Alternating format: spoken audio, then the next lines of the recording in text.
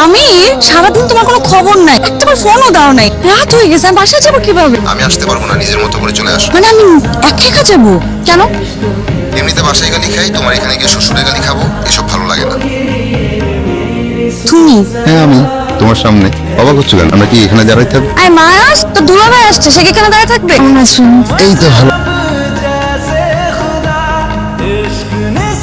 ফাহাদ, কি বলো? তোমার এখান থেকে মেয়েদের পারফিউমের গন্ধ কেন আসতেছে? কি বলো তুমি? মেয়েদের পারফিউম করতে আসবে এখানে? তুমি করো। সায়রা, সারাদিন অনেক অনেক মিটিং এ বিজি থাকি, এখানে মিটিং ওখানে মিটিং, কত জায়গায় যেতে হয়, আর কোথায় থেকে কি স্মেল আসছে সেটা আমি কিভাবে বলবো? ফাহাদ, তুমি বারবার ভুলে যাও যে তুমি যেখানে কাজ করো সেটা আমার বাবার কোম্পানি। আমি সব জানি।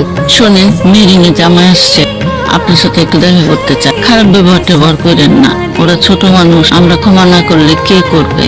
আমি কি এমনি এমনি খারাপ ব্যবহার করি?